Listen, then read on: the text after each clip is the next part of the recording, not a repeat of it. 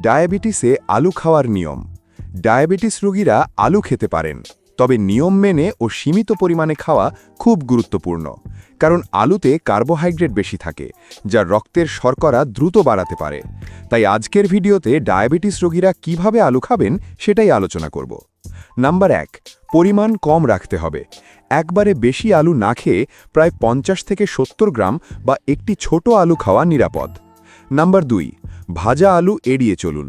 French fry, chips বা বেশি তেলে ভাজা আলু খাওয়া উচিত নয়, এতে শর্করা ও চর্বি দুটোই বেশি থাকে। নাম্বার 3, সিদ্ধ বা সেদ্ধ আলু খাওয়া ভালো। ভাজা না করে সিদ্ধ বা হালকা রান্না করা আলু খেলে তুলনামূলকভাবে কম ক্ষতি হয়। নাম্বার 4, ফাইবারযুক্ত খাবারের সাথে খান। আলুর সাথে সবজি, ডাল বা সালাদ খেলে রক্তে শর্করা দ্রুত বাড়ে না। নাম্বার 5, খালি পেটে আলু খাবেন না। খালি পেটে আলু খেলে রক্তে গ্লুকোজ দ্রুত বেড়ে যেতে পারে। নাম্বার 6, খোসা সহ আলু খাওয়া ভালো। আলুর খোসায় ফাইবার থাকে, যা শর্করা ধীরে বাড়াতে সাহায্য করে।